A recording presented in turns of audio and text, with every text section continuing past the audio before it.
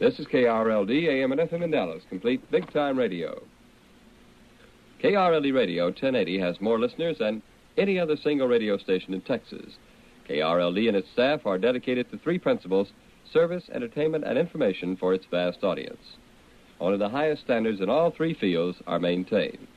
Complete big-time radio.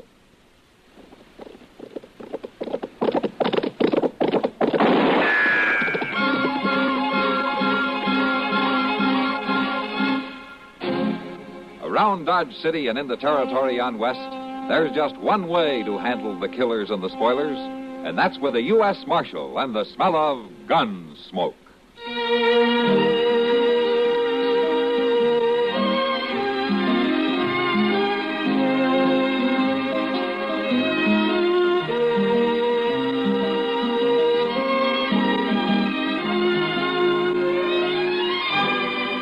Gunsmoke, starring William Conrad, the story of the violence that moved west with young America, and the story of a man who moved with it. I'm that man, Matt Dillon, United States Marshal. The first man they look for and the last they want to meet. It's a chancy job, and it makes a man watchful and a little lonely.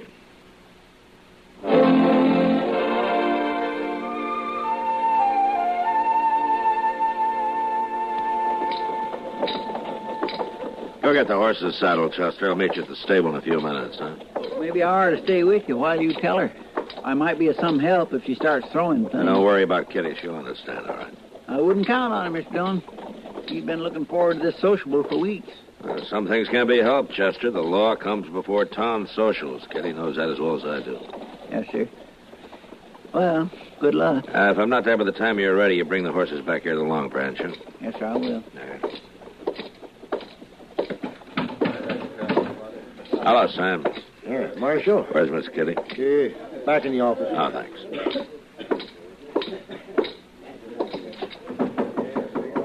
Come in.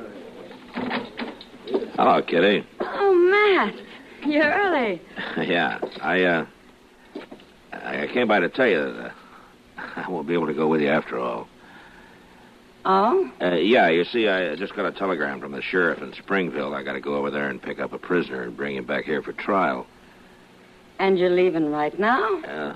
Well, yeah, Chester's getting our horses. Well, couldn't it wait for 3 hours? Well, it's a 2-day ride up there, Kitty. Judge Blint will be in Dodge for the trial on Friday, and I'd be cutting it pretty close as it is. You understand that, don't you? Oh, of course. Doesn't matter. There'll be another social next year. Yeah. Besides, I'm not too sure I like this new dress I bought anyway. Oh, that's very pretty. I'm glad you like it.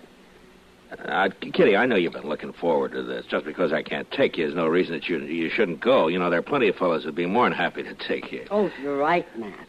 Shouldn't be any trouble at all to find 2 or 3 escorts in the next half hour. Well, sure. I'm sorry, Kitty. I'll see you when I get back, huh? So long. So long, Matt. I hope you have a real nice trip.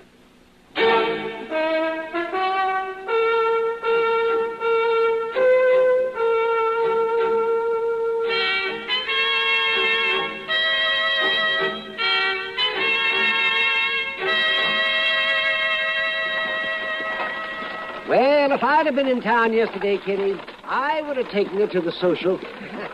That's sweet of you, Doc, but I don't think I'd have gone anyway. Matt sort of took the wind out of me. Nah, but Kitty never depend on a marshal. Or a doctor, either, when it comes to social affairs. I suppose I should have resigned myself to that by this time, but it hurts all the same. Sometimes I think I'd be better off if I got out of this town. Maybe went to San Francisco. Oh, no, now, Kitty. No, you'll feel different when Matt gets back. Everything will be the same again. Oh, yeah, that's one thing I can count on. Everything will always be the same. The Arkansas is just over there, Kitty. Maybe we better water the horse and head back to Dodge. You getting hungry, Doc? Oh, I won't have any trouble eating a good-sized breakfast. But more important, I have to be back at the office. Mrs. Ketchum is bringing her kids in this morning. All 6 of them? All 6 of them. Wants me to give them their smallpox vaccinations. Doc, hey, look. Is that a man lying over there? Yes. There's something wrong. He must be hurt. There. Whoa. Here, I'll give you a hand, Kitty.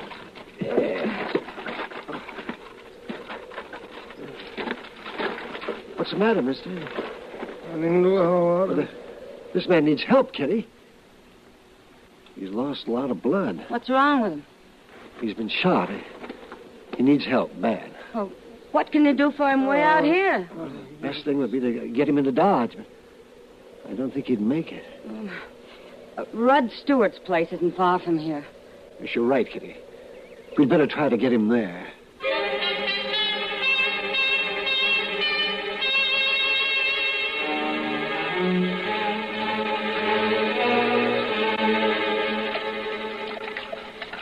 You've been a big help, Rudd. I appreciate you letting us bring this man in here. Yeah, that's the least I could do, Doc, considering what you've done. That's one thing I don't think I could ever do, take a bullet out of a man. Well, I'm just thankful we got it out in time. You think he'll live, huh? We should. It's up to him now. Wonder who he is. Doc? Huh? I think he's coming out of it. No, just lie easy, mister. What? Who are you? I'm Doc Adams from Dodge. How'd I get here? Well, we found you out in the prairie and brought you here. Oh. Where's my horse? I put him out in the barn, young feller. My saddlebags. Where's my saddlebags? No, lie back there. You can't be staring around. You'll have to take it easy for a while. Gotta have saddlebags. Well, where is it, Rudd? In the barn? Hey, mister, will you please bring it? All right, yeah. I'll get it. Please. Yes. What's your name, mister? Murdoch. Dean Murdoch. How'd you get that bullet in you? Well, how long do I have to be in this bed? Well, that all depends on how well you take care of yourself. It's up to you. You gonna tell us about the bullet, mister? Yeah. Someone tried to rob me. Last night when I was heading for Dodge. Where's my gun? No, it's right over there on the chair. You must be carrying something mighty important in that saddlebag. My money, my pay money. I just left a trail herd, Abilene. When's that old man coming back? Wait just a minute. Stop worrying. You got to get some rest. You understand? Yeah. Kitty. Yeah.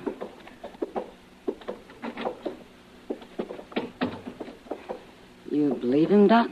Well, I don't know why not. He seems like a nice enough fellow. Yeah. You really think he'll be all right? It'll take a few days, though.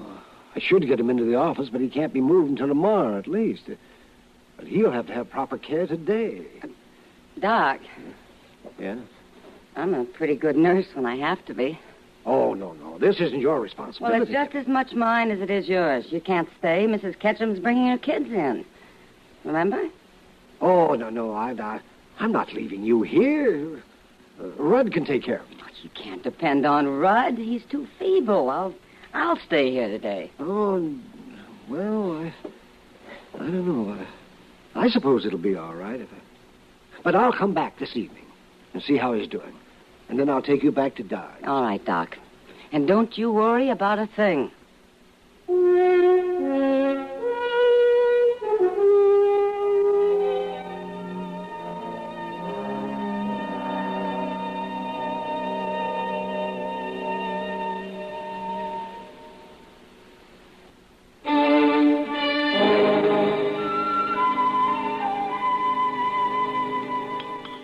You feel like some more soup, Dean? Yeah, I guess.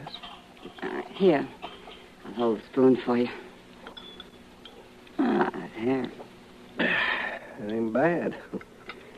Well, this'll bring you back your strength quicker than anything else. Oh, I feel better already. You know, that sleep you had brought the color back to your face.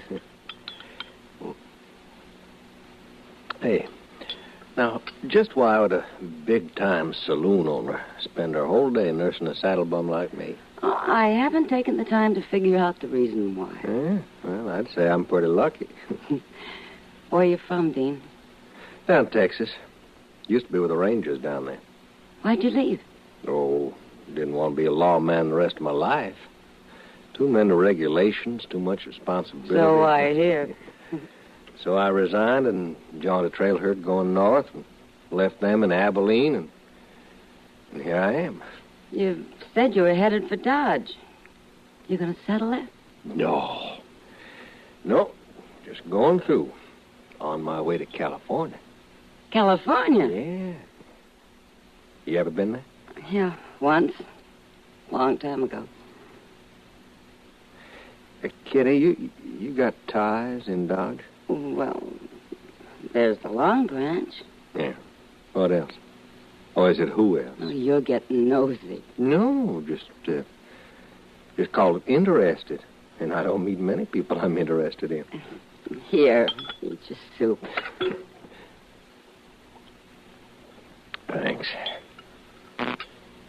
No, I ought to be well enough to go on another week.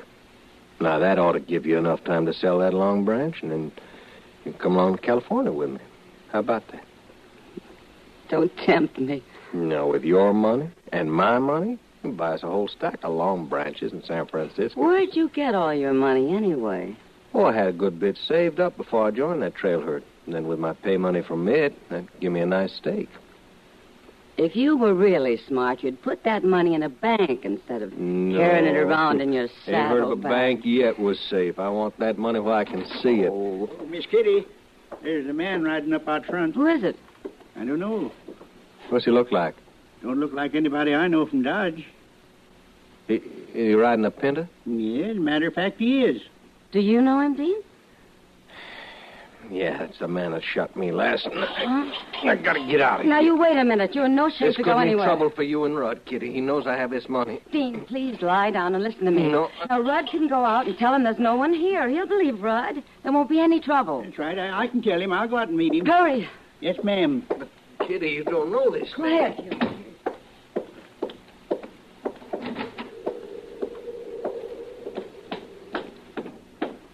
Howdy. Hello. This your place? That's right. What do you want? Looking for a friend of mine. He ain't here. He left a pretty good trail leads to this place. Ain't nobody here besides me. When's the last time you looked in your barn? Ain't nobody down there either. You wouldn't mind if I seen for myself, would you? Ain't no use. You can take my word for it. I was just down there a bit ago. Who was in that house? Nobody.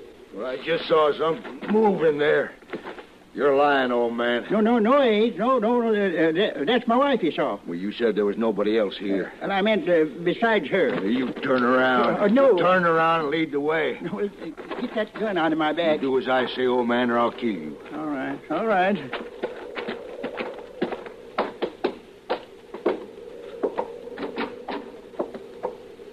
See? Ain't nobody here. Where's that door lead to? Just a bedroom. All right, Dean. If you're in there, come out. Don't try anything or I'll kill the old man. All right. We're coming in. Move.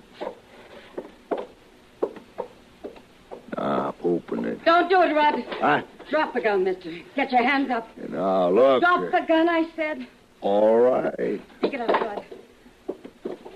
Now, you get out of here, mister, or I'll kill you. He's in there, ain't he? You're hiding. Go on. Get out.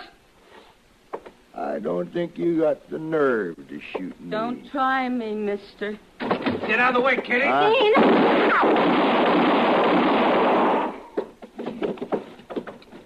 You killed him.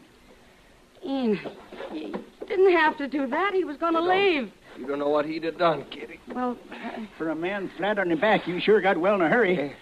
I owed him them bullets. Or at least now my money's safe. We're going to have a clear trail to California now, Kitty, you and me. You're losing your mind. Come on, Rudd. Let's get him back to bed.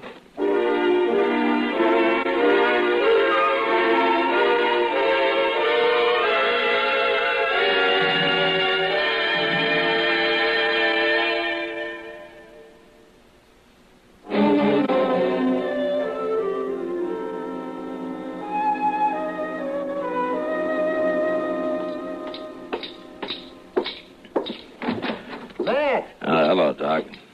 Well, Matt, when'd you get back? A few minutes ago. Oh, we had a little excitement while you were gone. Yeah, so I hear. Moss Grimmick was telling us something about it down at the stable. Thought I better come over here and get the full story. Well, Kitty should be the one to tell you. She was right in the middle of it. The Moss said I'd find her up here. No. She's not here right now, but she usually is. You see, that Dean Murdoch fella is in the next room then. Kitty's been watching over him like a schoolgirl with a lame kitten. She has? Yeah. Well, how's this Murdoch doing? Oh, fine. So all I do is keep him in bed. Ordinarily, a man as bad off as he was when we found him would be laid up for a couple of weeks, but not him. And this is only the 4th day. What'd you do with the man he killed out there? Well, we buried him at Rudd's place. I got out there not long after it happened, and poor old Rudd, he was struggling to dig a grave, so I helped him. I knew that you'd want to know all about him, so I wrote down a full description. Now, let me see it. Yeah, it's on the desk along with my coroner's report. Here. When'd you bring Murdoch into Dodge, Doc? Well, not until the next morning. I didn't want to move him that day, and it's a good thing I didn't, too. He started to run a bad fever, so Kitty and I spent the night at Rudd's place. You should have seen her, Matt. She was up most of the night, keeping wet cloths on his forehead, and if you ever need a good nurse, you know where to get one. Doc, this description fits the man I was supposed to pick up in Springville. What? Yeah, his name is Blade Grant. By the time I got there, he'd broken jail. Well, You mind if I go in and talk to Murdoch? No, come on. Dean, this is Marshal Dillon. He wants to talk to you. Oh, hello. Dean? Didn't know this town was big enough to have a marshal. Oh, now, don't tell me Kitty hasn't told you about Marshal Dillon. No, she didn't. Well, I'll be in the other room if you need me. Thanks, Doc. Dean, how well did you know Blade Grant? Who? Blade Grant, the man you killed at Rudd's place. Oh, was that his name? I'm pretty sure of it. What did you know about him? Nothing. Well, Blade Grant and his partner robbed the bank in Springville. The sheriff stopped Grant and jailed him, but the partner got away with the money. Now, 5 days ago, the partner came back, killed the sheriff, and let Grant out of jail. Marshal, I don't know nothing about I just that. got in from Springville. I was supposed to bring Grant back here for trial. Well, all I know is, Marshal, he's a man tried to rob me, if it's the same one. No. They tell me you keep your money in that saddlebag, huh? That's right. If you don't mind, I think I'll take a look.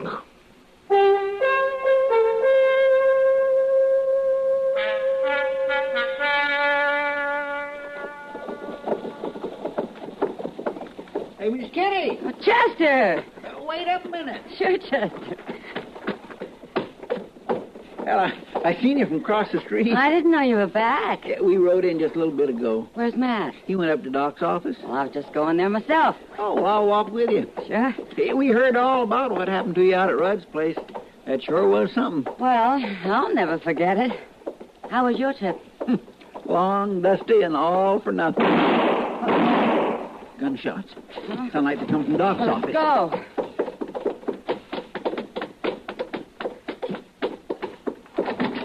Matt. Hello, Kitty. What happened, Mr. Dillon? I had to shoot a man in there, Chester.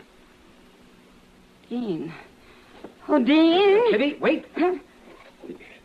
He's dead. Oh, no. Matt, maybe you better tell Kitty what happened. Yeah. Maybe you better. Well, Kitty, Dean Murdoch had a partner, Blade Grant, the man he killed out at Rudd's. They robbed a bank up in Springville. Dean? The sheriff caught Grant, but Dean got away. And then he came back and broke Grant out of jail and killed the sheriff. I can't believe that. That's true.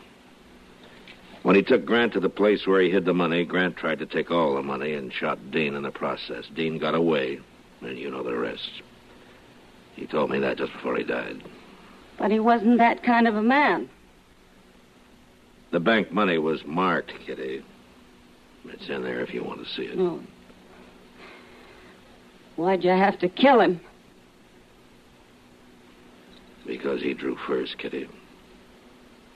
When he knew I had him dead to rights.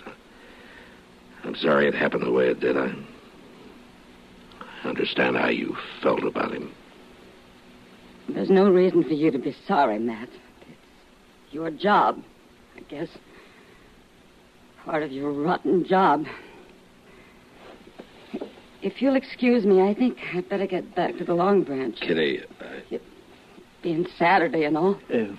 Could I walk you back, Miss Kitty? Thank you, Chester.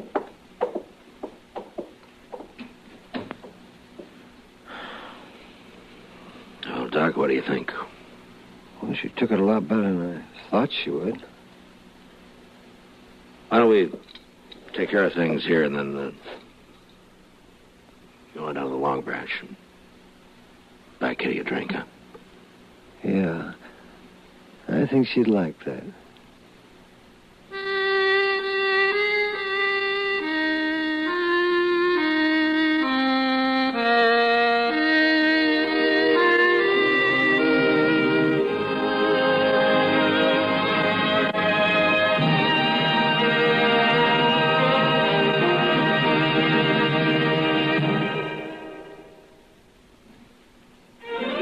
Gunsmoke, produced and directed in Hollywood by Norman Macdonald, stars William Conrad as Matt Dillon, U.S. Marshal. The story was specially written for Gunsmoke by Frank Ferris, with editorial supervision by John Meston. Featured in the cast were Lawrence Dobkin, John Daner, and Ralph Moody. Parley Bear is Chester, Howard McNear is Doc, and Georgia Ellis is Kitty. This is George Walsh inviting you to join us again next week when CBS Radio presents another story on Gunsmoke. This is the CBS Radio Network.